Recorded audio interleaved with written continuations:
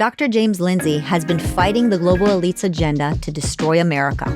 He explains how woke radicals have hijacked our education system to produce citizen activists through racial division, the early sexualization of children, and catastrophic climate change narratives. Is it hyperbole to say that we're going through a dangerous cultural revolution in America? Dr. Lindsay, a professional troublemaker, gives specific tips on how to disrupt the system and defend truth. I'm so glad we get to have this conversation with the cameras on because I have a lot of questions for you. But the most important question I want to start with is, how did you become who you are, James Lindsay? I mean, you have a PhD in mathematics. You've authored so many books, including on education. You're incredibly funny. You're also incredibly serious and convicted. I know I'm giving you a whole bunch of compliments, but you've earned those compliments. And I'm just wondering, how did you become who you are, and how did your career develop into this really multifaceted, interesting work that you do? Well, you're encouraged to give compliments as often as you want. I don't know where to start this story. It is true. I have a PhD in math. I have a bachelor's degree in physics, if that is of interest too. So I have this love for the sciences.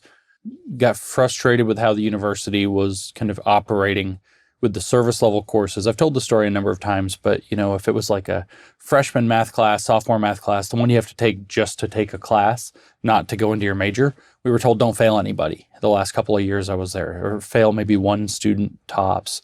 Try to make sure people's morale stays up, keep them interested, keep them in school, don't demoralize them, don't lose their scholarships on them because of a class that they had to take it's just what they call a service level course. And I didn't really want to take part in this idea that the class was just fake. And we pretend it's serious academia, but it's not. And it's got some grade padding, obviously built in. It was like, give people all the excuses that you could possibly give them, whether it's extra credit opportunities or whatever, to get their grade up. And I thought, why do I want to grade more bad work so I can give their grade a boost? I had a professor who used to say, why should I give you an A for more D quality work?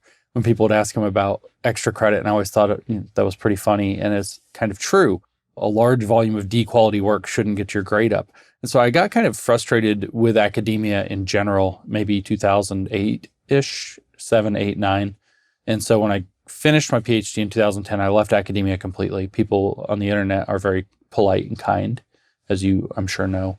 And they tell me frequently that I obviously couldn't get a math job. And I don't point out to anybody anymore on the internet anything, but I got all the math jobs I applied to, which is 0.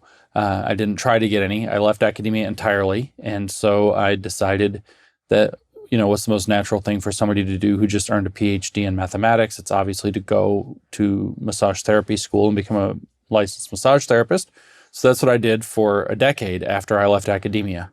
And seriously? Yeah. So if your neck's bothering you, let me know. So I can fix that. So I was a massage therapist. My license has expired. I didn't renew it after I got busy doing everything I do now. So I'm not licensed to practice anymore, but I used to be. And I got academically bored I loved my work. I was successful at my work. I just needed some academic stimulation. And so I started getting into these kind of philosophy discussion forums on the internet, lots of arguments online. I got caught up in the new atheism movement and was dealing with all that. And that got consumed kind of by this, what we used to call radical third wave feminism.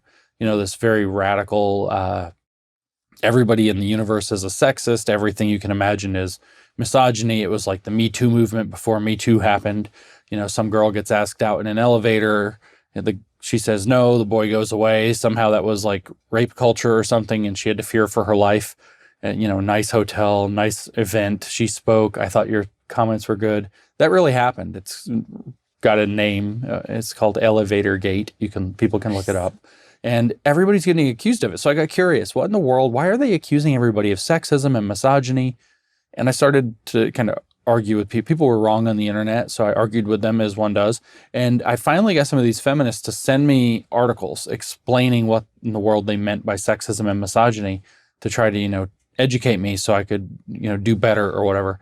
And I read all about it, and I got this idea of systemic sexism, and I said, okay. And I went back to the one girl and I said, all right, I get it. Systemic sexism, maybe that's a thing, but you're not accusing people of participating in some system of sexism, you're saying that they are a sexist, which is something people understand differently.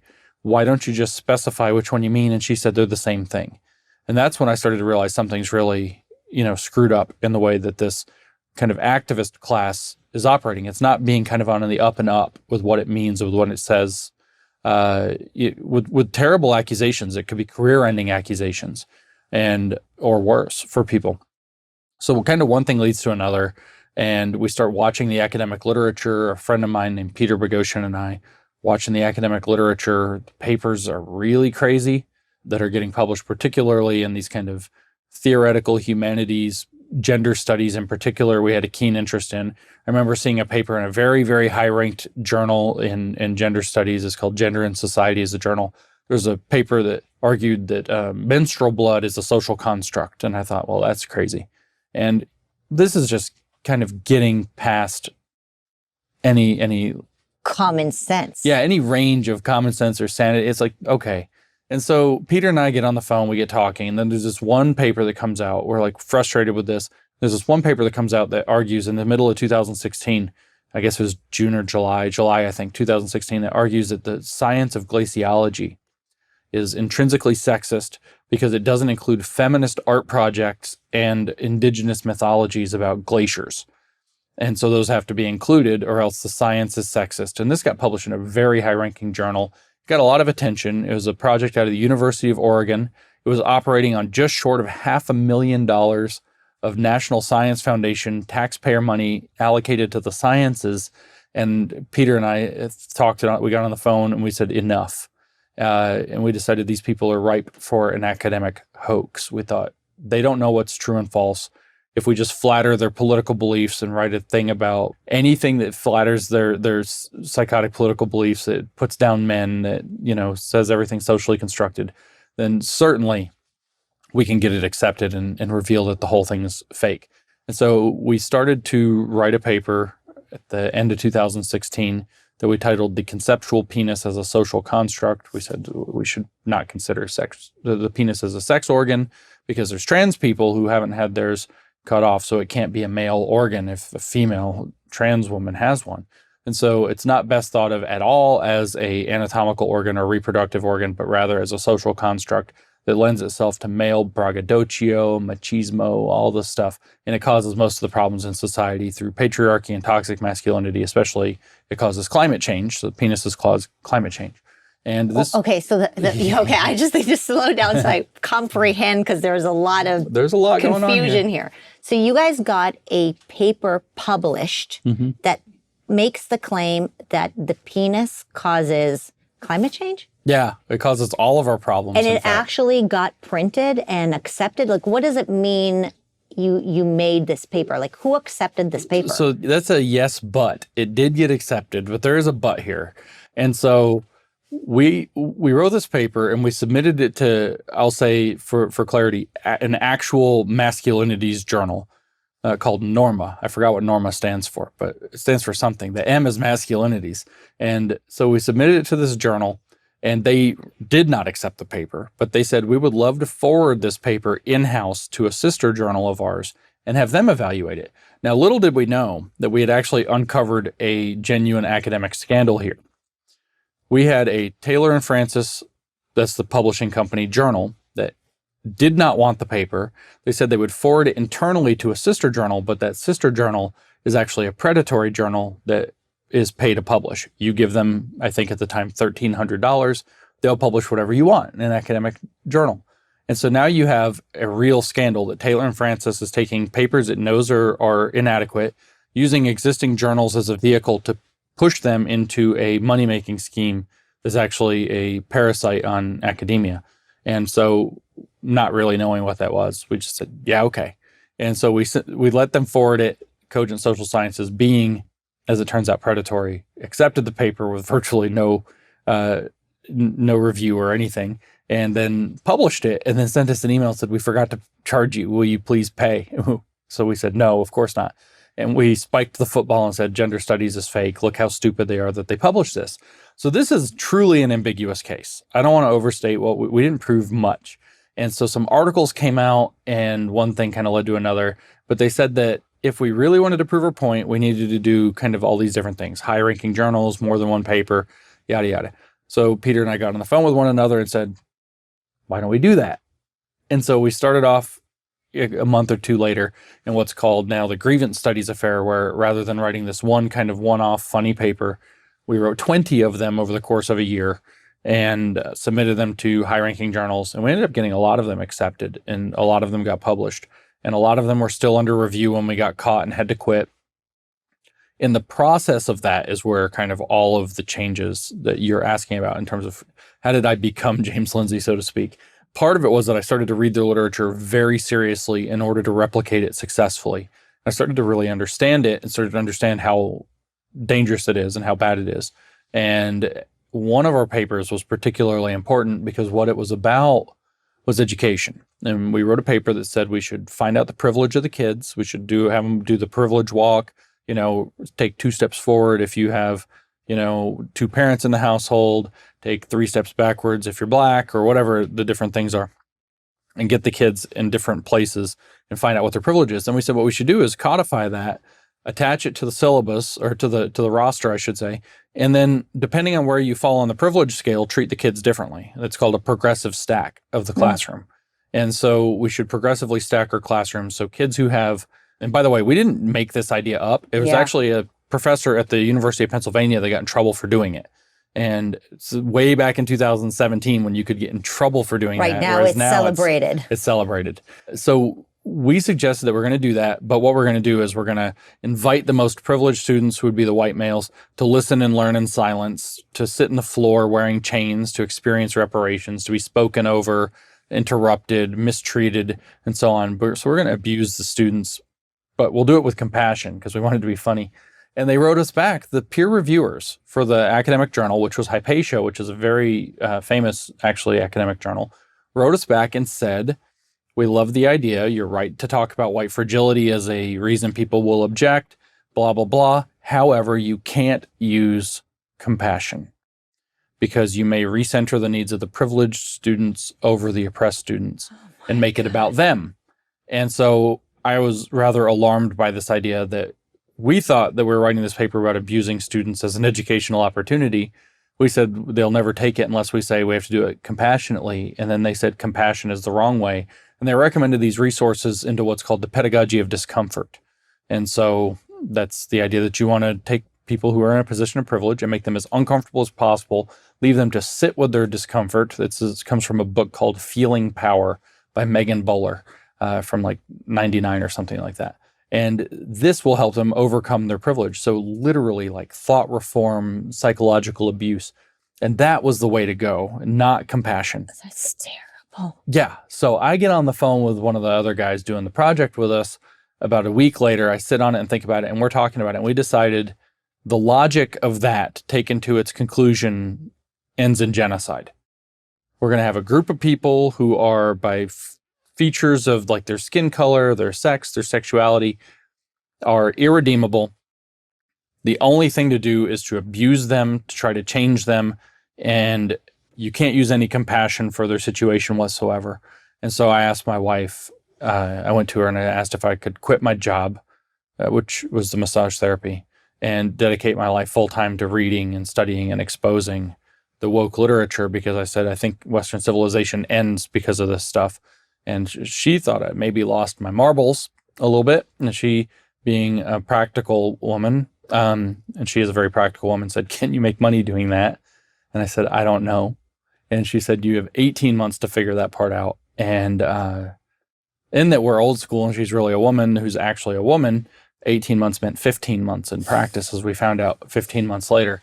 But I was very fortunate in being able to start figuring out how to make a very modest amount of money about in that time period, and have done nothing but read and study and expose and speak on these issues ever since. Well, the peer-reviewed studies that you've submitted or that have been accepted are a significant project, not because you're exposing all the critical theories, where there's critical race theory and critical gender theory, which we'll talk about in a little bit. But the other thing that it exposes is the fact that people believe that if an expert said something and it was peer reviewed, then it's legitimate, right? Like we grew up thinking, well, it's peer reviewed, it's in the There's a journals, study. there is a study, experts say, right? And what you have been able to prove time and time again through these absolute ridiculous studies, and we'll bring up at the end of the conversation another really funny one, which I think people should hear about. But what you've really been able to prove is that these studies mean squat because they either follow some sort of a narrative that people are begging to hear, even though it's not true, or people can just buy a study.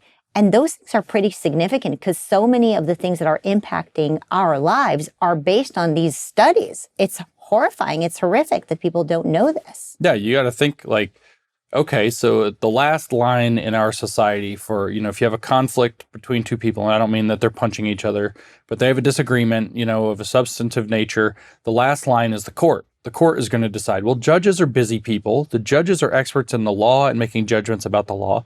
They don't know every subject under the sun. They don't know what's going on in, say, detailed aspects of gender medicine or whatever. And so what do? They have experts come and give expert testimony, file amicus briefs, and so on. And so if you have a bunch of, say, NGOs out there that are organizing or nonprofits organizing where they have experts who are going to show up and testify, professional expert witnesses, or that are filing these amicus briefs and they're citing the academic literature, the judge is going to look down this, and legislators are on the same kind of list. They're busy. They don't know. They have a lot of things they're dealing with. They're looking down the list, and all of a sudden, it says that all this expertise, paper was published, blah, blah, blah. Journalists, they say, well, there's a study, they cite the studies in the academic literature. Journalists are busy people. They don't necessarily know every subject they write about in detail. This is a well-known problem within science journalism particularly, is they get the point all wrong. And so what you have is the ability to point to the study and the fact of the study and our belief in the study or the expert connected to the studies. And you can, we called this idea laundering. You can launder prejudice and opinion and activism in as though it's knowledge, as though it's, truth. And then build society off of this corruption rather than building it off of truth. And this is exactly what has happened in our entire professional class, whether it's in businesses, whether it's, the HR departments and everything else. The CEOs are like, well, what is it about? Lawyers are like, well, there's exposure here because, and it's just line after line after line after line of bogus studies that have misled our professional classes. And of course, the one group I didn't talk about yet that's of relevance of teachers. Teachers picked it. Well, there's a study. Their job is to teach material. There's a study. It says this. One of the papers we wrote, actually, the fake papers, was about masculinity, and it's just a preposterous paper. And one of the peer reviewers wrote back, I could see this study being the basis for a graduate level course in masculinities. And so it was right there in black and white. We could have built an entire graduate school or graduate course of study based off of this paper we literally made up. And so, you have to really start to wonder what's being taught in the schools, what's happening with our professional class. They don't have time to go learn every subject for themselves. I think judges and legislators and journalists are probably the most important there. And then they're teaching this stuff as though it's knowledge when it's laundered prejudice, opinion, and activism. So it's a real crisis in terms of what we know and what we don't know. I get all the time now people come to me and say, well, 97% of climate scientists agree.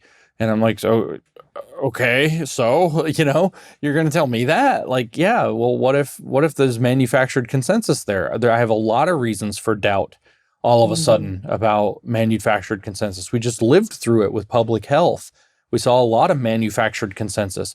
The meme says, of course, all the scientists agree when you censor the ones who don't, and so this turns out to be a major problem when it's our academic literature, which our society has for 50 or 60 years taken as the gold standard of, determining what is and is not true.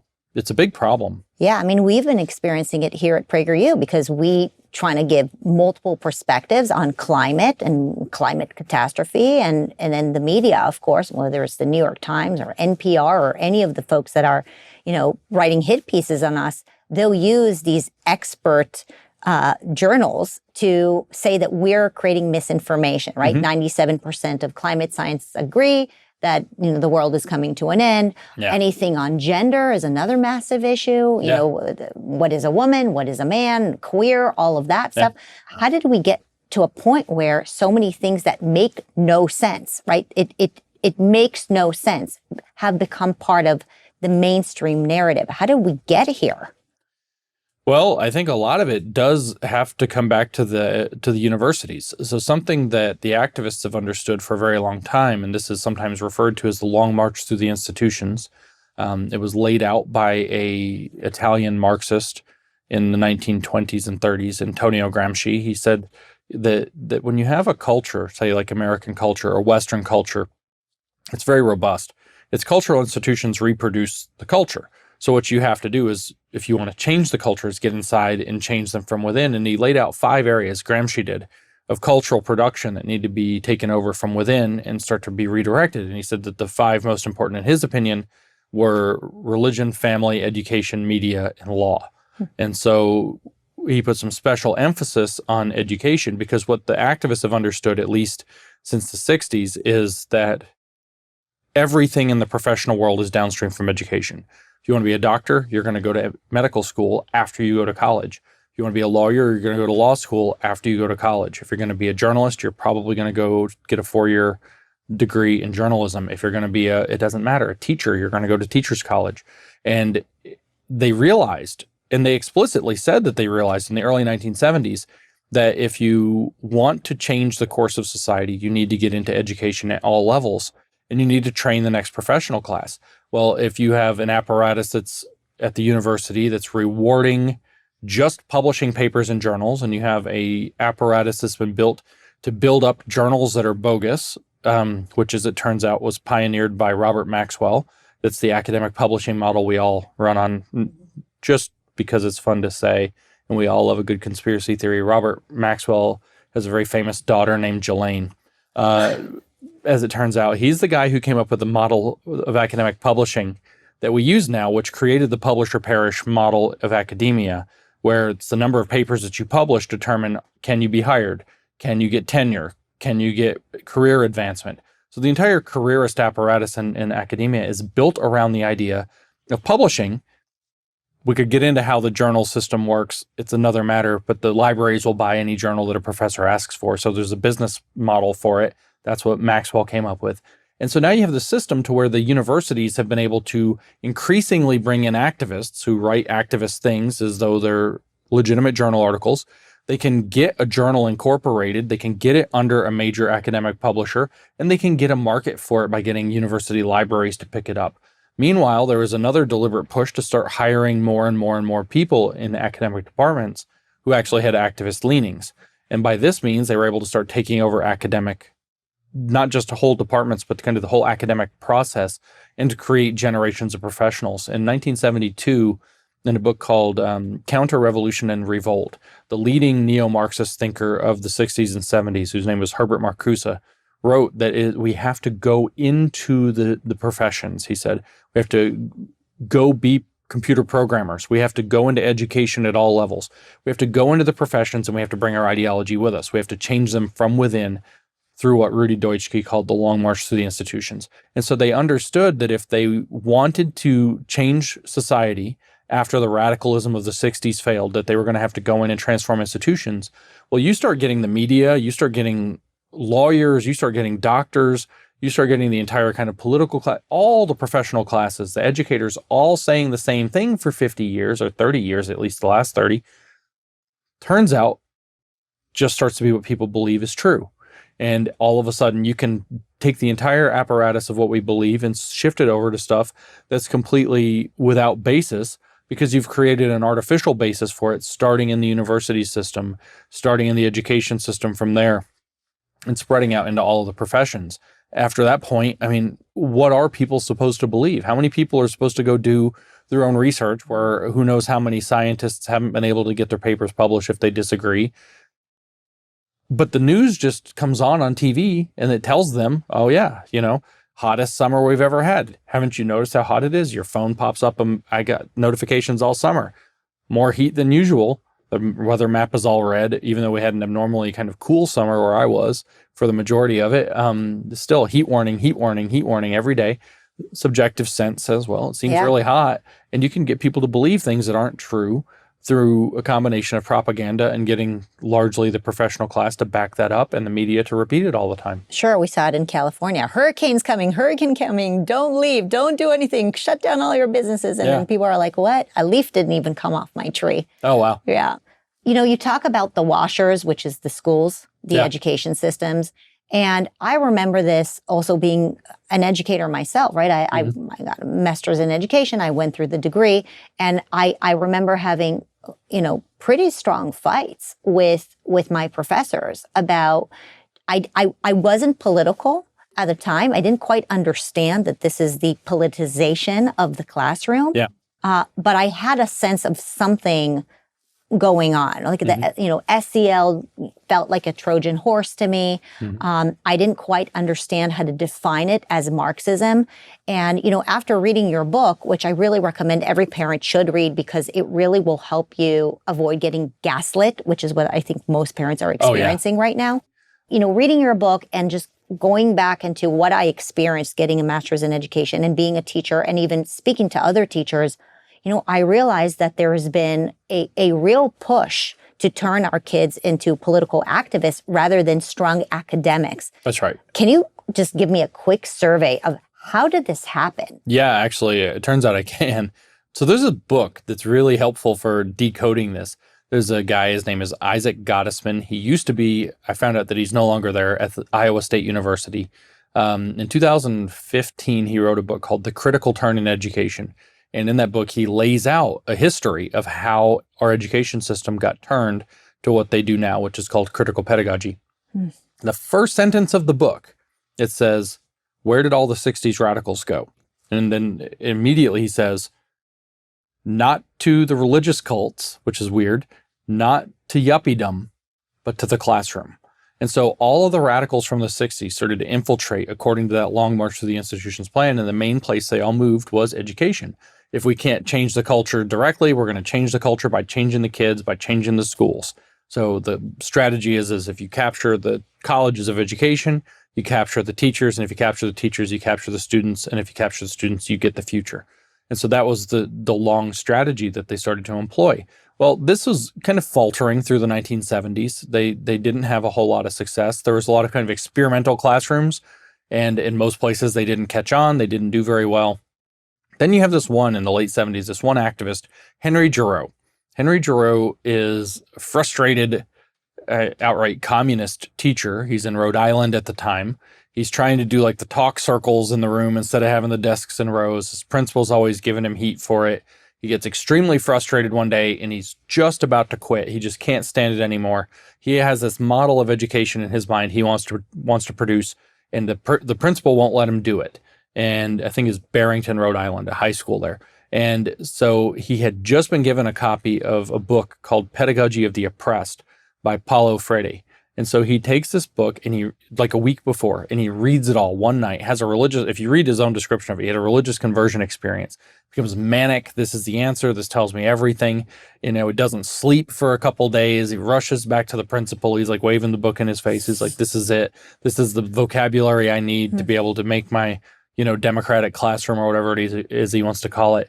And his principal kind of shuts him down again. He ends up in grad school, I think at Boston. I always get mixed up because there's university and college. I think Boston University, but it may be Boston College. And he's in grad school. Actually, no, he's going for a professorship in the College of Education there. And he gets denied tenure right during the same week that Paulo Freire comes to visit to speak in Boston. Is that the Brazilian philosopher? The Brazilian philosopher is a nice way to put it. He was a Marxist. He was a Marxist education theorist. And so he strikes up a conversation with Paulo, and he goes on a mission. He called it his most important praxis, to get activists, or really Marxists, tenured in colleges of education across North America. And between the late 1970s and 1984, he successfully got over 100 faculty members tenured at different colleges of education across North America. And you have to start thinking, how many faculty of education are there? Not that many. I mean, a few thousand maybe. He got 100 personally, him alone. pushed through into tenured faculty positions. So in 1985, Paulo Freire has a new book come out. It's called The Politics of Education. He's largely been ignored up to this point.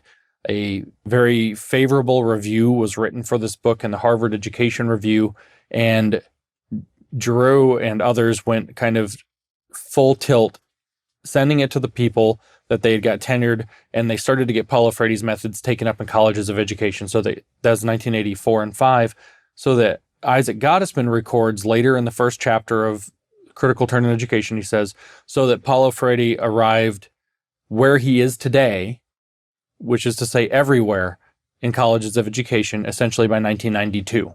So through the late 1970s, through the early 1990s, the decade of the 80s in total, there is an enormous push by activists posing as teachers and as College of Education professors to get more and more of themselves in colleges of education and to adopt a very radical pedagogy movement as the basis, as like the standard for educational theory and practice. And it was extremely deliberate, so that by 1992, it would be fair to say, at least in their own estimation, that they had captured the institution of colleges of education and started to use that to produce new generations of teachers who would produce new generations of students, and be kind of a self-fulfilling cycle. You create radical teachers, they create a few radical students go to be the next group of people who want to come be radical teachers, and you end up creating basically a farm program in the colleges of education for extremely radical teachers. And that was in 92, so 30 years down the road, few generations down the road in terms of the kind of the academic turnover. You see what the result is. Right, it kept bubbling up and growing and growing. Can you explain what their philosophy actually is? What is it that they believe so strongly in? What you call them radical, they probably say that they're doing good. Oh, yeah. Do they think they're doing good, or they're not like trying to destroy America? They just believe in bad things? No, they're trying to destroy America. So they do believe in trying to destroy America through their activist agenda. Paulo Freire believed explicitly in cultural revolution, and perpetual cultural revolution, as a matter of fact, that the existing society, whatever it is inherently oppressive. And so you have to have a radical revolution for liberation from the existing society. So when these people have picked him up, the existing society here is America.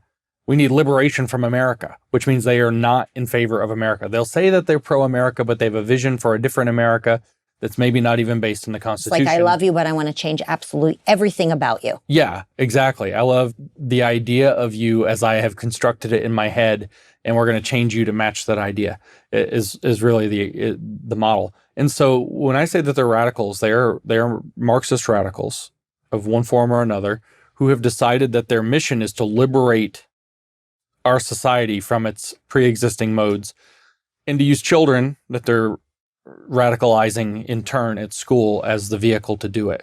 Now, it's worth pointing out at this point then, where did Paulo Freire get these crazy ideas? Yeah, he was a Marxist. Yeah, he was, in radical post-colonial circles in Brazil.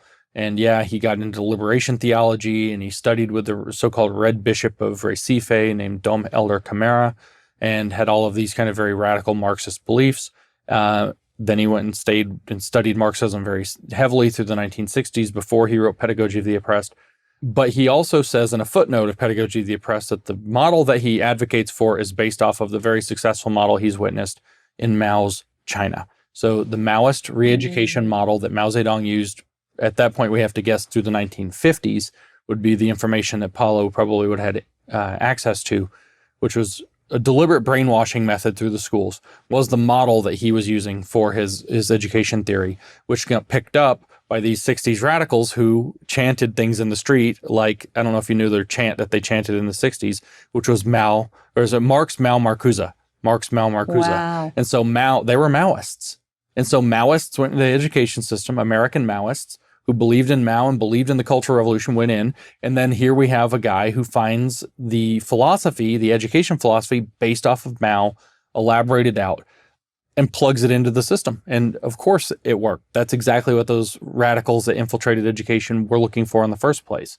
Now, what they would say that they're about, not just liberating from the existing system, is that a true education is necessarily a political education, because otherwise the existing political system is mystifying you into keeping it going. So America confuses or brainwashes kids into wanting to be Americans and to keep America alive. And so that's a brainwashing program. And so what you're actually going to do is teach them the real point of education is to teach them the true concrete reasons behind their circumstances.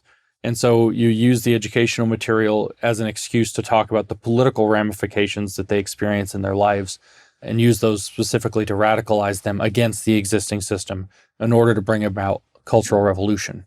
Is that why the focus is less on academics? And when they're teaching, let's say, literacy or they're teaching math, it's always through the lens of, well, here are the current events that we need to talk about right now and the change and the activism that we need to encourage the students to engage in. I mean, I remember that. I remember when we were exposed to teach literacy, it was like, okay, well, let's choose a book that the kids would relate to about what's happening in the culture so that they'll enjoy reading it.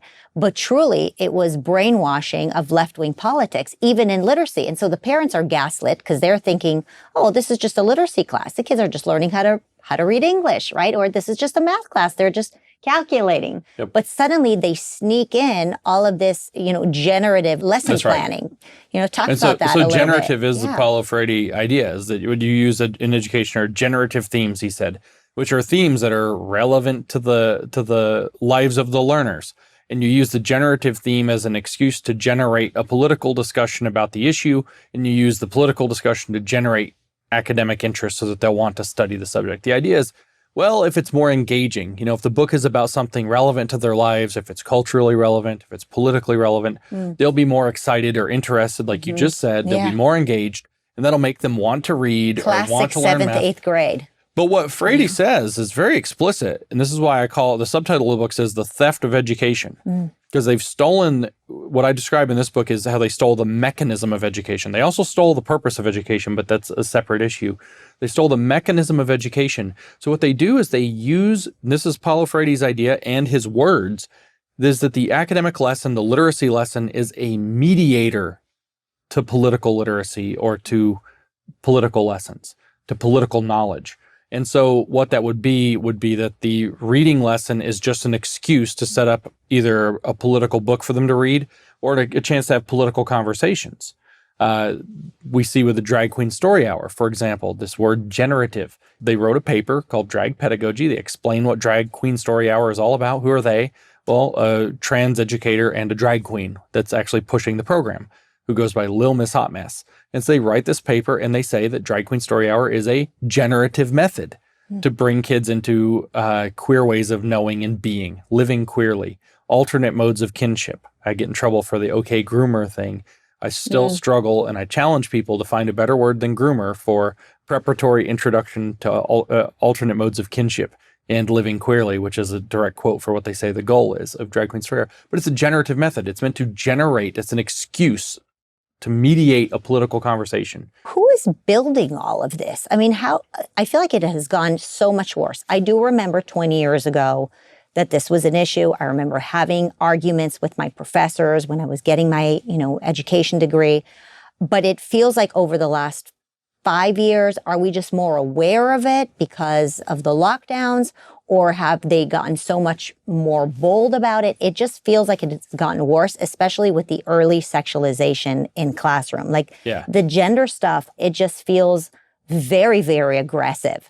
Is there a group that is pushing all of this? Is it a culture that has just gone bonkers because they've gone through the brainwashing for so many years that they actually believe in it as their own religion. And so now they're just propagating it.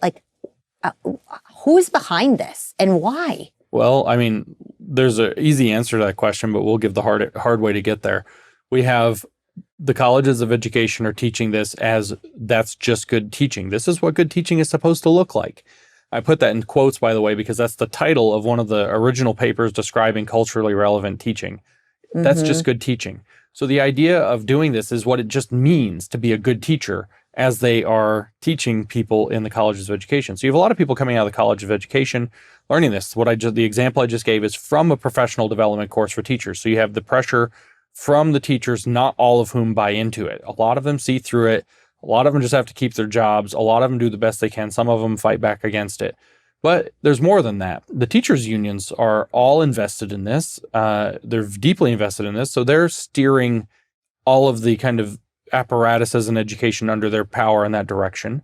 But is there a single organization that's really heavily pushing it besides, say, the teachers' unions? Yes, UNESCO, the United Nations Educational, Scientific, and Cultural Organization, which President Trump took us out of and Joe Biden put us back into, is coordinating an awful lot of this in concordance with the 4th Sustainable Development Goal, which is quality education for all, and in specific target number 4.7, which is a whole paragraph of all the wokest stuff you can imagine being the center point of education. So UNESCO, in facilitating the United Nations Sustainable Development Goals of Agenda 2030, which sounds like a conspiracy theory, but it's on all their websites, so probably is not, is actually kind of the main organizing body, especially when you talk about the sexualization of children. Comprehensive Sexuality Education is the program for that. That was developed at UNESCO in 2003 in conjunction with the International Planned Parenthood Foundation and a German institute called the Guttmacher Institute. And they are the primary creators and pushers of a good deal of this. So there is a kind of very organized push that goes kind of right to the top of, international bureaucracy that is pushing education in this direction. They're very explicit about it. Their goal is to have education for what they call global citizenship. They define global citizenship in education as being in line with the 17 Sustainable Development Goals of Agenda 2030. That's actually the definition they give in their own words for what it means to be a global citizen, is supporting this agenda. And so you're going to have education for sustainable development, and you have UNESCO having put out white papers picking all of these pieces up, saying that all colleges, higher education institutions across the world need to be fully enmeshed in achieving the Sustainable Development Goals. They mention, of course, Goal 4, quality education for all, and 4.7 specifically a lot.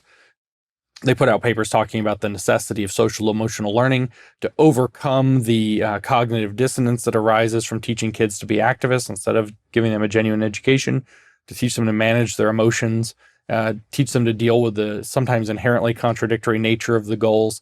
So they know that they're giving a brainwashing and the kids aren't responding well to it. And so social emotional learning is a tool that this is promoted by UNESCO, by the way, in their the Blue Dot publication. SEL for SDGs is the title of the article. You can look that up by title and read it yourself.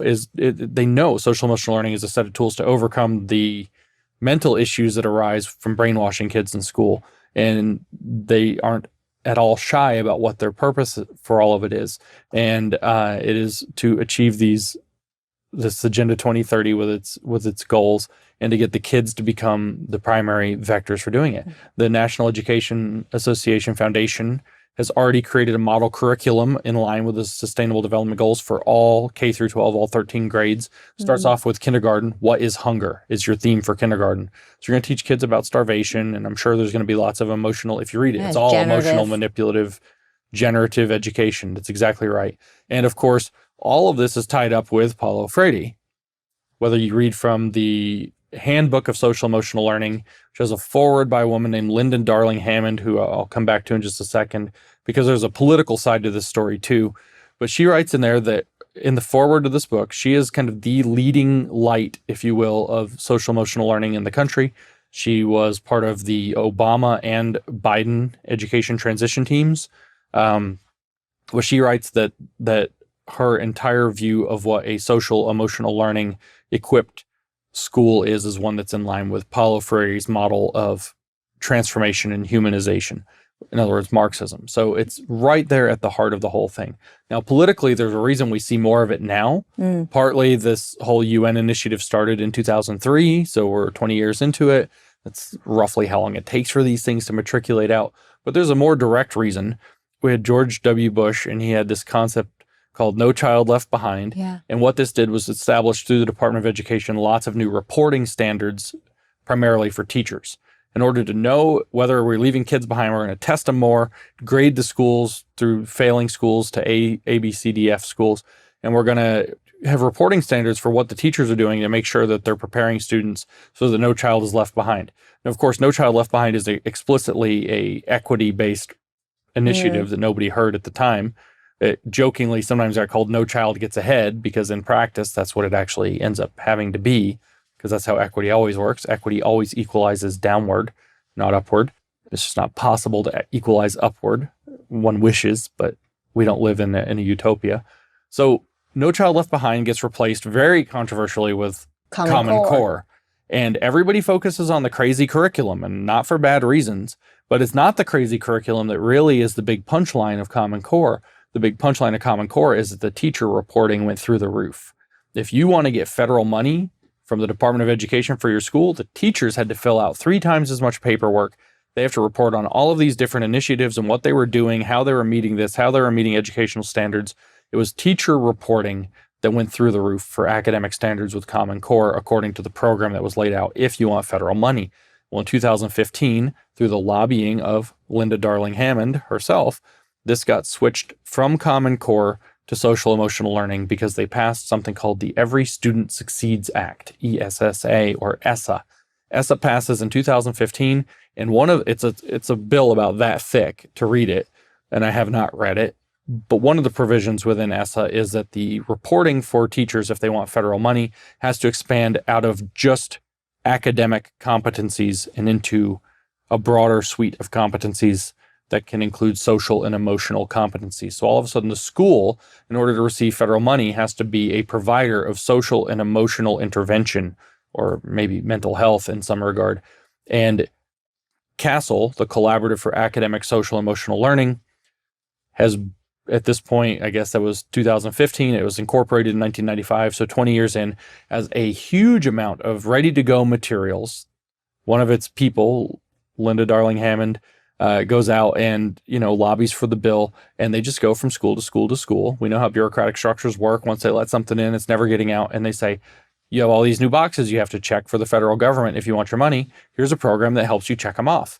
So in 2016, they started to mainline the social emotional learning programs into the schools. All of these checking off the competencies of all of this kind of social and emotional stuff, not just the academic stuff, became a requirement for federal money. It got tied to federal money. Then, of course, they put it all on overdrive when they closed the schools for COVID and basically revamped the mission and goals of the schools. But that's the timeline. The reason we're seeing it come to fruition now is because the legal apparatus that ties it to federal money was initialized in 2015, and a group that lobbied for that took full advantage of it and installed it, according to their own bragging, in up to 99% of American school districts right now. So there's 14,000 school districts in America, roughly, and 99% of them use CASEL certified social emotional learning, which is all rooted back in Paulo Freire's transformational method, humanism, and is tied directly to these initiatives out of things like UNESCO. Are the funds mostly going through the Department of Education, which is basically an extension of the teachers' unions? A lot of the funds are, yeah. Some of it's more direct. They're using CARES Act money from COVID. There's ESSER money. But the Department of Education is kind of the hub. The great conductor. Yeah. Well, and then the supplementary material or the textbooks are laced with all of this leftism, and that's what they're approving. I mean, that's what we're trying to fight here at PragerU. We're trying to make alternatives. So rather than grabbing Scholastic or any of these other books that people are grabbing, give them something that's clean, patriotic, and not effectively not Marxist. That's all we're asking for. Yeah, right. I think people really have a hard time grasping how dangerous social emotional learning is. And I actually have friends and colleagues who share our values and are not Marxists, but they feel very strongly that social emotional learning is very important because we want our children to be social and have, balanced emotions. And that's part of what they're doing to us with these words, right? They're manipulating us with language. And, there's nothing scarier than being a parent, right? It's scary. You have these little ones that you're responsible for and you want to do the best for them. And so when these experts and these institutions are telling you that your children need to have access to social emotional learning, otherwise they're not going to be able to make it in life, then you don't know what to do but to listen. Yeah. But I've experienced, firsthand myself, and I've spoken to many, many teachers who have said to me that through the guise of SEL, that's where you can find critical race theory. That's where you can find the gender fluidity content and all the things that are really scaring us. And obviously, it's not just in SEL. And, we talked about how it's, in literacy, like the anti-racist literacy curriculum that has made it into schools. But the SEL component is really dangerous. And I think also really prevents the parent from understanding that they have a responsibility to provide those social, emotional lessons and scaffolding with their children. It's really saying to parents, let the UN, let the government, let them raise your children. Let them teach them everything they need to know about Marxism and activism. Yeah. And all you have to do is feed them and bathe them. And should you disagree with what the big government tells you that needs to be taught, we will take your parental rights away. And now I think we're coming to this point where, it is starting to feel like there's a cultural revolution. I don't think that it's a hyperbole when you mention China. I really don't. And I think some people might say, oh my God, you guys are exaggerating. We know this is not the CCP here. But it sure feels very similar to the Cultural Revolution that we study about. The CCP is involved, but even if the CCP was not involved, there were Maoists in America that were in support of what Mao was doing, that studied Mao's methods and wanted to replicate those in the United States, and they found ways to do it.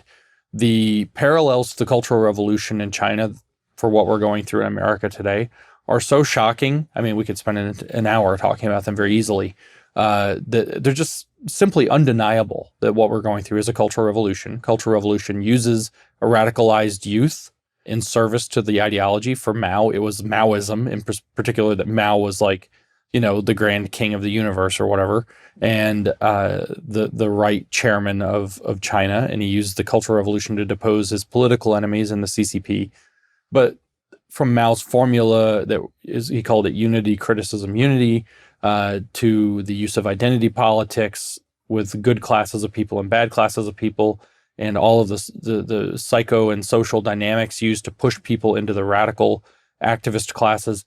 The parallels are absolutely undeniable that's what we're going through. And the education system has been setting that up and reaffirming that. It's no joke. It's no exaggeration. Mm-hmm. I mean, if you want me to elaborate on those things, I certainly can. Well, I want to talk about the two most dangerous things that I've noticed recently that are taught in schools. One is the gender blur, right? The gender affirming care. And the other one is this concept of degrowth, which really ties into the whole climate change narrative.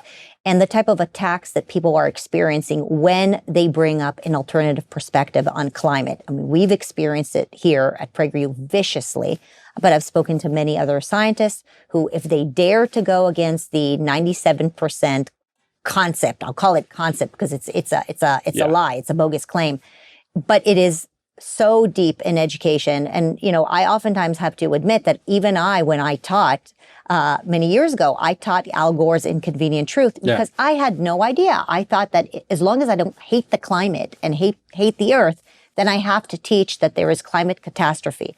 And that idea has evolved into this new concept of degrowth, which could not be more dangerous. I mean, I think this actually puts America at an existential threat. Even the name degrowth should tell you something very bad is happening here. But it's actually, the full name of it is Degrowth Communism. I'm reading a book by a Japanese Marxist right now. It's called Toward an Idea of Degrowth Communism. Marx and the Anthropocene is the title of the book. And he's talking about how this was really originally Marx's idea, and the ideas that like the Soviet Union and China were going to build this great, technocratic state that would run everything. That's all Promethean, and that's not really going to work.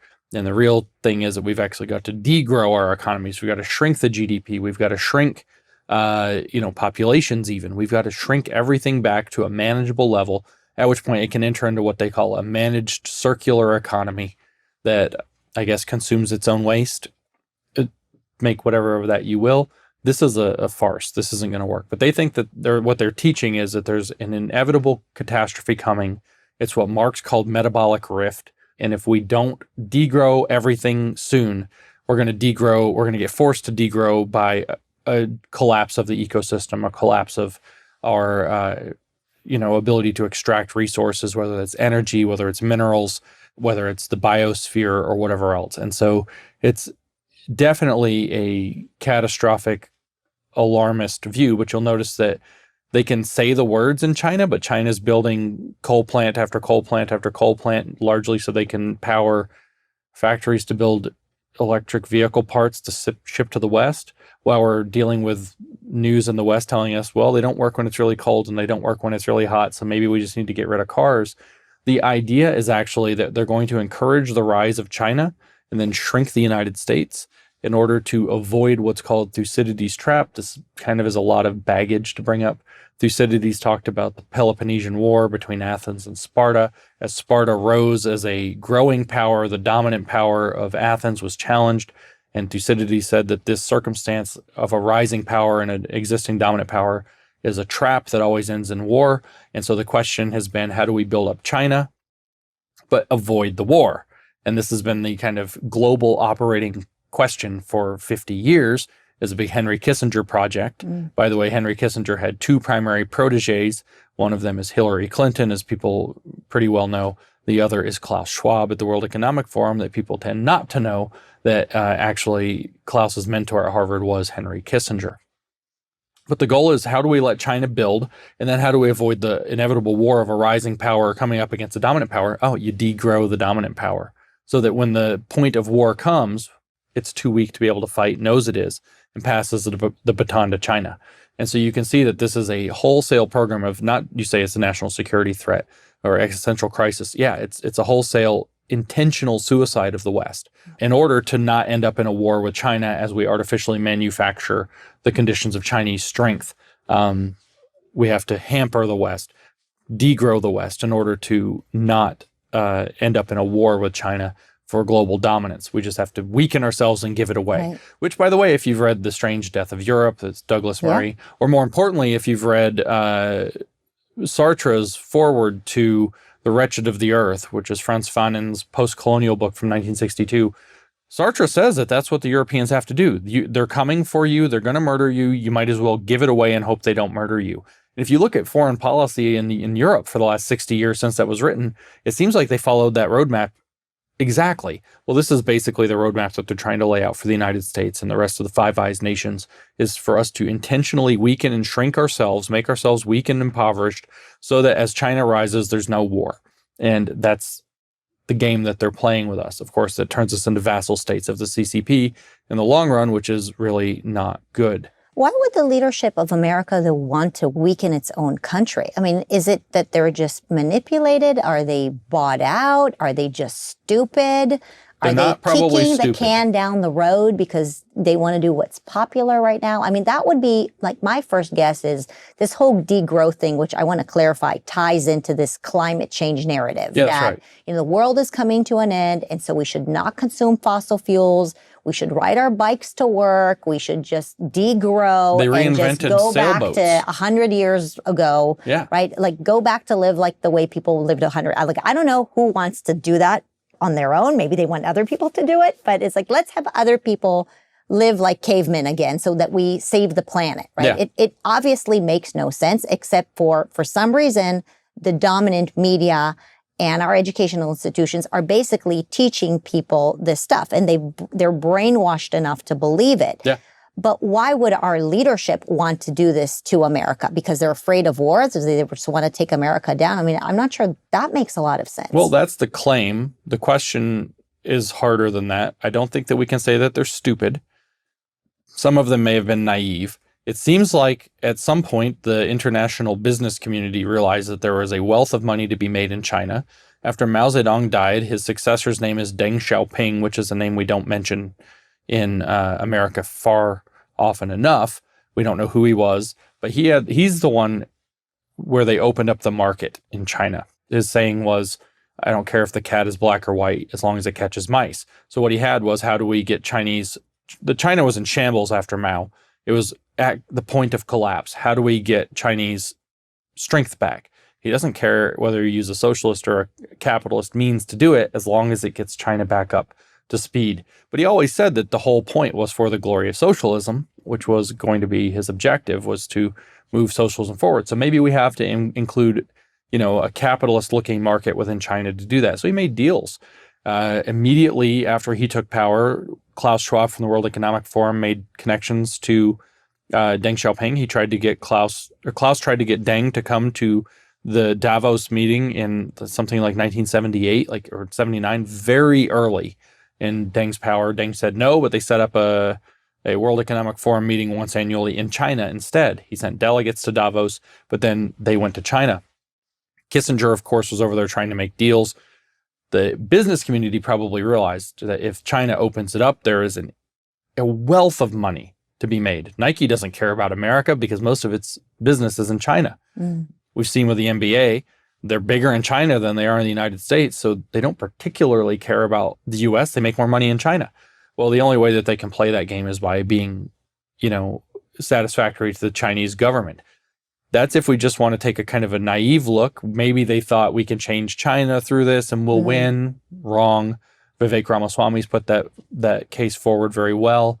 Maybe they just were thinking we can get rich. Whatever happens, happens. I don't know. But at the end of the day, what they ended up falling into was a trap where there's an enormous amount of money to be made making deals that way.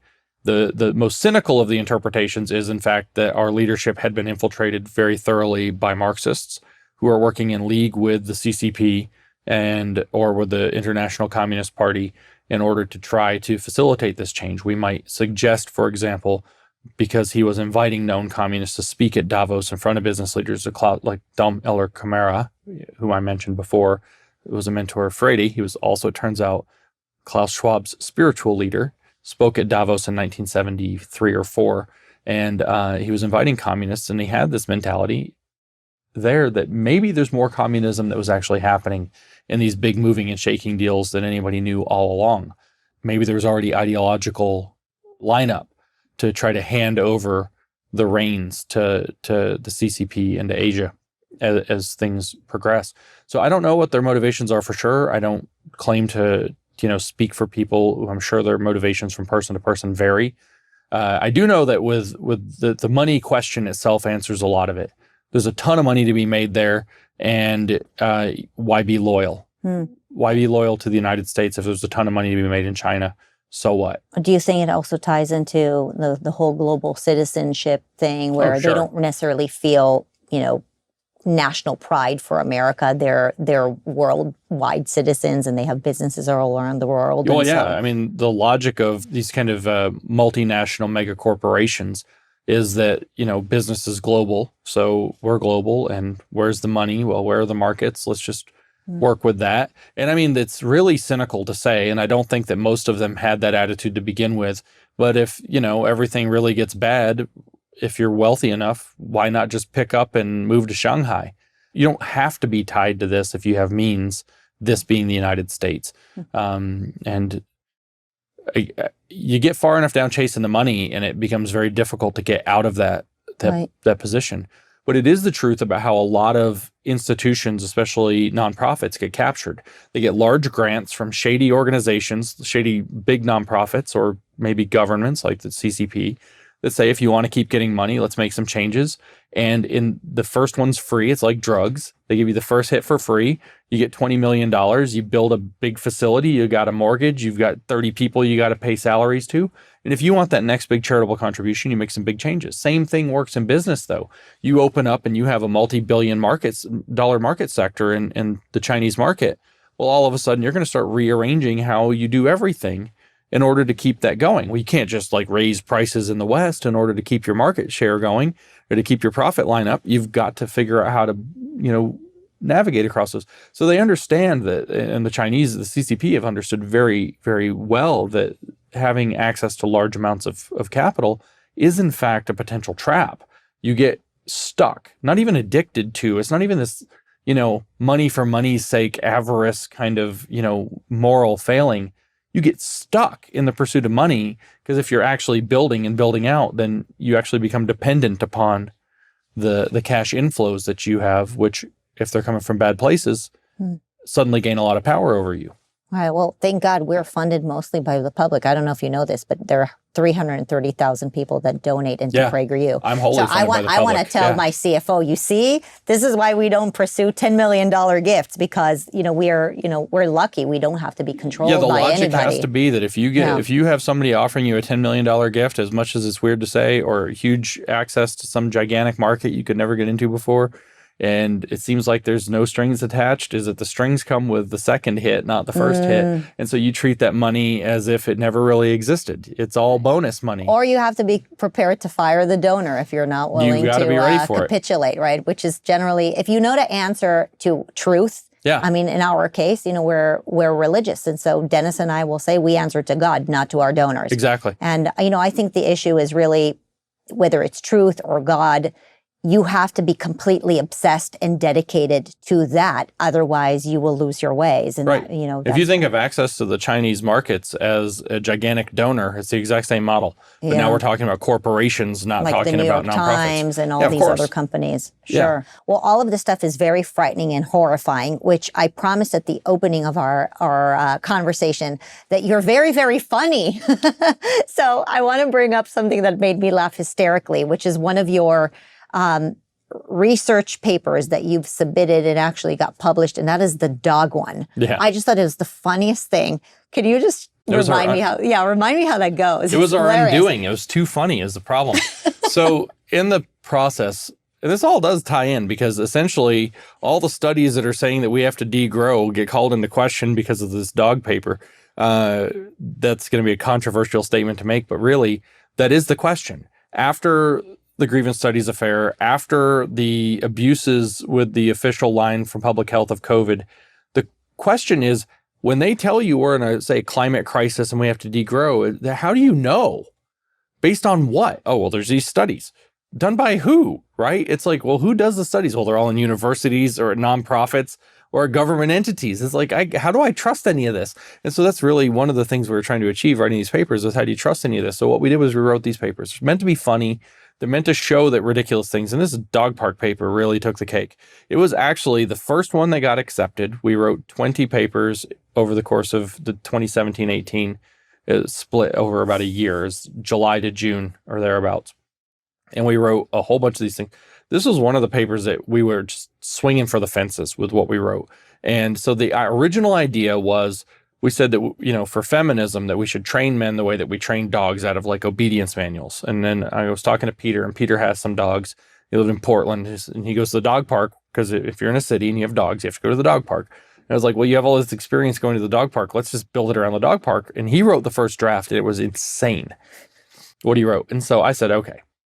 And we beefed it up and made it stupider, and we wrote it. So it ends up, what's it called? Human Reactions to Queer Performativity and Rape Culture in Dog Parks in Portland, Oregon, or something like that. Yeah, exactly. Did I get it? Yeah. Yeah, you did. It's a lot of fancy words. So what we said is that the way that it essentially works is that, dogs get up to no good at the dog park, which is to say that they rape each other, which is to say that actually they told us we're not dogs. So we lack the dog's perspective. So we don't know when it's a rape and when it's a wanted, what we call humping incident. So there's dog humping incidents at the dog park. There's dog fights and all of these things. The dogs are being dogs.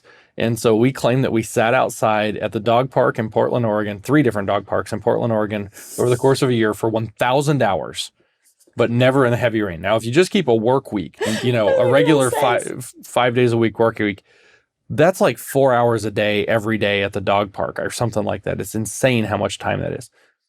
Never in the heavy rain in Portland. Somehow we got 1,000 hours. And so we said that we watched dogs engage in dog behavior, especially dog humping incidents, and tried to figure out when they were and were not rapes, for canine rape culture being the thing that we're studying. But what we're really interested in is the human reactions. How did people react to seeing dogs humping each other? What if it was a male dog humping another male dog? What if it was a male dog humping a female dog? Well, how do men and women react differently? So, of course, we said that women were horrified by all of it. And we said that men, when they saw that it was a straight dog humping incident, were like, get him, boy. They're all into it. Like, yeah, get some. But when it was a gay dog rape, they were horrified and they'd like beat their dog with sticks and stuff like this.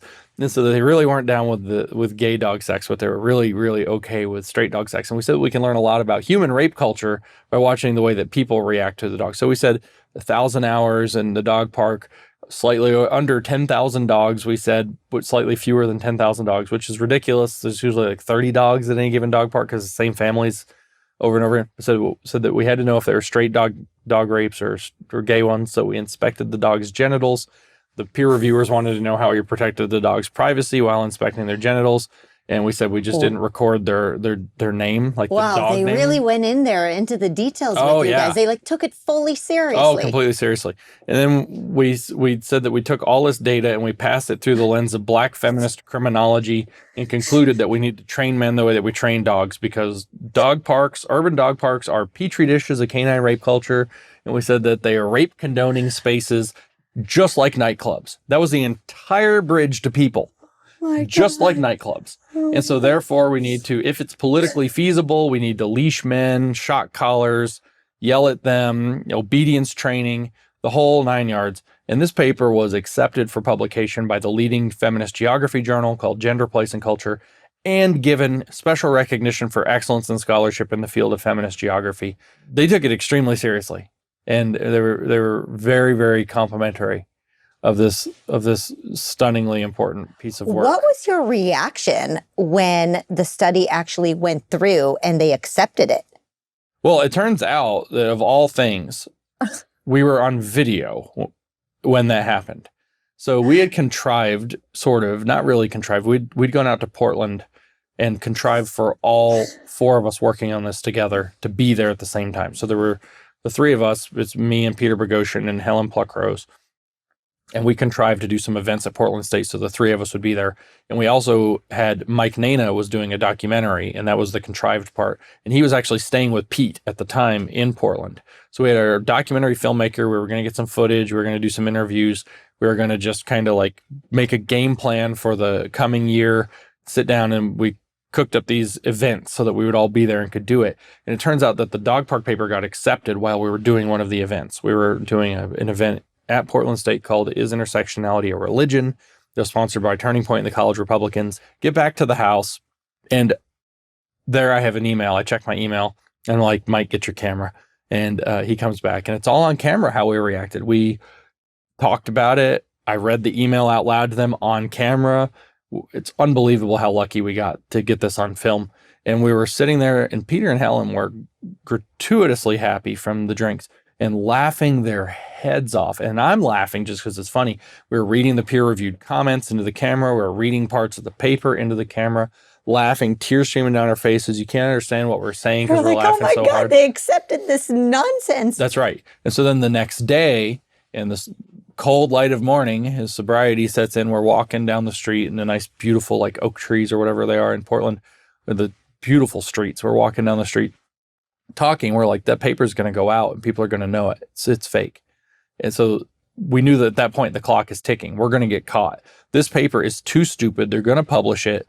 Somebody's going to notice. And that's exactly what happened. So this paper turned out to be our undoing too. And it turns out this is really important for people to realize, because we're talking about the crisis, right? Our professional classes completely lost. Our academics completely lost. It wasn't any of those that figured out the paper was messed up. What figured it out was a college student working for campus reform who wouldn't leave it alone. This little, she's very nice, but we called the whole outfit, grub journalism. It's just grubbing up stuff out of the ground. Yeah, she's a non-woke kid. She's a non-woke college kid is the one who's like, this must be fake. Right. And she digs on it and digs on it and digs on it. But because it's in campus reform, nobody pays attention. Yeah. And then along comes the journalistic trick. Nobody's paying attention to your story. What do? You pull a favor or you call in a favor with a higher ranking journalist. She calls her friend, writes for the Wall Street Journal. She thought it's Jillian Melchior. She thought there was merit to the story. So she started doing proper, with the weight of the Wall Street Journal behind her, started doing proper due diligence, called the academic journal, started asking questions. And then we got an email saying, the Wall Street Journal's asking questions. We need you to prove your identity. And we're like, oh no, it's all done. Oh my God. Everything's gone to crap. So our side, the logical, common sense side, found it and exposed you guys. That's so college interesting. Student majoring in journalism who's on our side was able to see through this. The professional journalists, tricked. The professional academics, tricked. Well, no it gives me hope that young people, if we actually set them straight and don't send them through the washer and inoculate them, there is still hope. Like, people still have brains. It's just they need to not be brainwashed with the nonsense. That's right. Well, it's really interesting because I'm dying to know, how did they react? The people who gave you what is it, the reward or the certification? They were, They hate your guts. I honestly feel bad about this because we did lie to them and we tricked them and they were hurt. Like their trust had been betrayed. I don't like to betray anybody's trust. I mean, we had our limits. We were doing a probe to find out what was possible, but they reacted to hurt. We trusted you, blah, blah, blah. We went to bat for you. We argued. I guess she had argued with the journalist. They had written me this email saying there's a right-wing conspiracy against us or whatever. And I was thinking, oh, man. So I feel bad, but they reacted with hurt. Yeah, because it's their religion. They didn't react. It's like you poked a hole in their religion. Yeah, they didn't react responsibly. They didn't say, wow, there's something wrong here. We must be doing something wrong. Right. They pretended it didn't happen. A couple of the editors made statements that were a paragraph long when it first came out. And we're talking, this thing was in the print editions of over 500 newspapers. Wow. It was on the front page of the New York Times, lands us on Joe Rogan. I mean, the media around this thing was insane. Wow. And they made 2 public sentences or paragraphs or something like that. They pretended it didn't happen, except that it was like, we're very hurt by the fact that, whatever. So the academia expressed that we had lied to them and it hurt their feelings and they put their heads in the sand and they changed nothing except they suggested that they're going to check people's IDs before they publish papers in the future. But they'll still publish bogus studies. Oh, they're still publishing them. They're publishing them in medical journals. They're publishing them even more than they ever were before. Yeah. Okay. I want to play a fun game with you. This is really hard, by the way. It's the hardest thing I expect people to do. Okay. Which is, we have this issue in our culture that we've been talking about where, they have robbed words of their true meaning, which creates this entire blur of common sense. So you have been, really good about clarifying and studying these difficult terminologies and really clarifying this brain mush that has been thrown at us. Yeah, I speak wokish. Yeah, you do. You speak wokish and you clarify wokish. Somebody said that I'm the Rosetta Stone for the woke language. Yeah. Okay, so here's the game. It is a Rosetta Stone reaction game. I'm going to give you about 1 to 2 sentences about each of these different words. It's very tempting. You're going to want to go into broader explanations, but to win the game, brevity is king. Okay. Okay, ready. SEL. Brainwashing. Which, by the way, is social emotional learning. Yeah, social emotional learning is brainwashing. Critical pedagogy. Critical theory of education. So using education as an excuse to do political radicalization. Explain critical in front of every one of these words, because the word critical, I think, is so critical. Did I win the game because now you're asking me to explain one? I know. There you go. Got you. Okay. But it has to win the game, it has to be clear. So there's actually a paper that was written in 2017 in the same journal, Hypatia, that we wrote some of our papers for, not the dog paper though. And they wrote the difference between critical thinking and critical pedagogy, very specifically. And they say that critical thinking is about something called epistemic adequacy, which is fancy academic speak for knowing what you're talking about and why what you're saying is true, right? It's about soundness and validity of arguments. It's about gathering evidence. That's critical thinking. It's being skeptical until you're proved. Critical theory or critical pedagogy, on the other hand, they explicitly say comes from the Frankfurt School of Neo-Marxism and is centered on examining power dynamics and how power dynamics are used to perpetuate inequality. So critical pedagogy or critical theory is explicitly based. It's not critical thinking. Critical thinking, in fact, is bad in this regard. It is understanding how power plays into everything. Okay, great. Anti-racist. That is a race communist. What do you think about the word racism? The word racism, when the left uses it, means something they want to control using race as the excuse. That's what the idea of systemic racism is about. They think that there's a system of power. Racism is the fundamental organizing principle of society, and everything in society is organized around how race creates structures of inequality and so on, which has nothing to do with whether or not, I look at your skin color and think you're a better or worse person because of it. Speaking of skin color, colorblind. Yeah, colorblind is bad. That means that you don't see color, which means that you're pretending you don't see color, which means that you're using this as an excuse to ignore the structural implications of racism. you don't think being colorblind is bad. Being colorblind is that, yeah, I'm telling you the You're wokish. speaking wokish. That's the wokish. Right. Colorblind is bad from their perspective. Colorblind is what we should really aspire to in a system where we see people for the content of their characters and quality of their merits. Right. This is one of my opening speeches. Here I'm breaking our game, but one of my opening speeches every single year, so those who worked here for 13 years have heard this, many times, is that I don't care about your gender, I don't care about your last name, I don't care about the color of your skin. If you work hard and think critically, you'll do very well. And that is effectively the American dream. Yeah, that's white supremacy culture right there, according to the left. Yeah, I mean, I just broke all wokish rules, right? We talked a little bit about degrowth, but how would you summarize it in one sentence? It's shrinking the economy to put it into a communist state. Mm-hmm. ESG. Environmental, social, and governance. Yeah. So that is a cartel logic that allows the, say, largest investment finance institutes like BlackRock and Vanguard to be able to condition the entire business environment to do whatever they want on the pretext of environmental responsibility, social responsibility, and best practices in governance. Mm-hmm. Critical theory. Critical theory is the simple thing to say, I guess, because we're playing the game, is it is denouncing everything you want to control until you control it by using systems of power for the denunciation. Mm-hmm. More formally, critical theory is the idea that the very terms of our society cannot produce an ideal society. So we have to question and challenge and criticize every aspect of the existing society. And if people want to challenge that one, it's a direct quote from Max Horkheimer, who created the critical theory. And the quote is him explaining why he created the critical theory. So they're going to have a hard time saying that that's false. So is the idea to basically dismantle and break everything down and just start from scratch?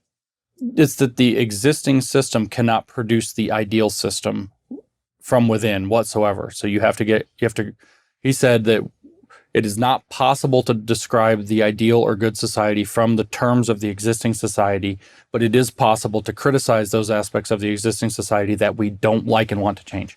And that's the guy who created critical theory in an interview in 1969 explaining why he created critical theory that's what he said about it. So, yes. Not speaking wokish, speaking Lindsay, mm-hmm. Western civilization. What's your reaction to that? Western civilization is speaking Lindsay, is the most successful system of governance and productivity that the humans have yet devised. It maximizes liberty and agency while installing a conflict resolution scheme that minimizes interpersonal violence and even political violence. So I'm pretty proud of that. I mean, we could say it's the combination, like Ben Shapiro does, of Jerusalem and Athens and Rome, because he always leaves out the law part, but that matters. So rule of law we have the supremacy of reason, even though we're bad at it. And then we have the, Judeo-Christian moral structure guiding our steps through that path, through that set of circumstances. And speaking wokish, what would Western civilization mean to them? Oh, that's a system of oppression designed to keep people who don't agree with the premises of Western civilization from being able to rise to positions of authority and power within. It's just a system of power that was created to marginalize people that they don't like. Democracy. Democracy means communism and woke. So under Lindsay speech. I mean, democracy in reality means that people are given a political voice at the ballot box. Probably also includes a lot of what we have in our First Amendment, the freedom to, particularly not necessarily the freedom of religion, but the freedom of speech and the right to gather and petition the government for redress of grievances are probably part of a democratic system that's functioning. So it's a form of government in which the people themselves are empowered to direct the system of government. In the United States, we have the idea that a just government is instituted amongst men with the consent of the governed. So that would be another way to do it, to frame it. Another word that we're hearing a lot, or term, is queer theory. Yeah. That is a war against the normal, or you could say that it is a deconstructive Marxist theory that sets itself in opposition to norms and expectations or anything that it considers to be dominant whatsoever. But it is the idea that the normal is a form of bourgeois private property. I'm a normal person. I get to say what it means to be normal. Therefore, I get to exclude the freaks, the perverts, the deviants, and the queers. And so queer theory is a Marxist theory that seeks to overthrow and abolish that form of bourgeois private property called normalcy. The idea that anything gets to be considered normal in society is considered a power dynamic controlled by the people who declared themselves normal. Is there any connection between that and gay rights? Because they claim that there is. No, yes, no, a little bit. They were fellow travelers in the 80s and 90s, but they've had very different goals and very different objectives all along. If you actually read the book Saint Foucault, which is by David Halperin, which is the book in which queer gets its definition. So it's like the first book in queer theory that really gives you the definition of queer theory. There's a huge amount of time dedicated in the book to showing that queer theory has nothing to do with gay identity whatsoever. The kind of quippy phrase they have is that gay identity has to do with what gayness is, whereas queer theory has to do with what gayness does. Well, they mean that in terms of political activism. Your kind of best example would be Pete Buttigieg, who is currently Secretary Mayor Pete, and Secretary of Transportation Pete Buttigieg, who is gay, as everybody knows, and he wears suits to work. And so there are articles saying that he didn't speak with the gay voice because he passes. Pete Buttigieg, there was an article that came out about him that said that he may sleep with men, but he's not gay, and it's because he doesn't speak with the queer voice.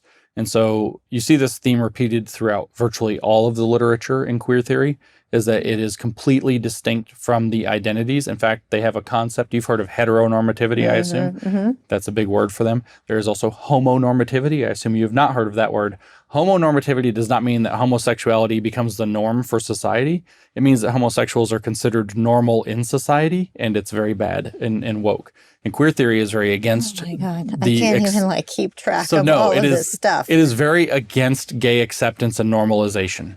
Okay. Final word, objectivity. What's your reaction to that word in the society that we're living in right now? So they think that objectivity doesn't exist. They think that it's a myth that people use to declare that their claim to knowledge is better than some other claim to knowledge. To say something is objectively true is to deny the subjective experience of somebody else who might challenge that claim from a subjective perspective. Their claim, though, is that there is no such thing as objective knowledge. All knowledge is a combination of objective and subjective analysis at the same time. There's always a person involved. There's always a political process involved. And so objectivity doesn't exist. And it's, in fact, not an ideal even to be strived for. That's why math is racist. That's why math is racist. That's why 2 + 2 = 4 is a hegemonic narrative that denies that it may have other values at some times. You name it. Okay. The world is upside down. James Lindsay, thank you for trying to save it. Yeah. This is a fascinating conversation for anybody who wants to learn more from you. You have a podcast. You are a prolific writer. You have a bunch of books. What else can people do to learn from you?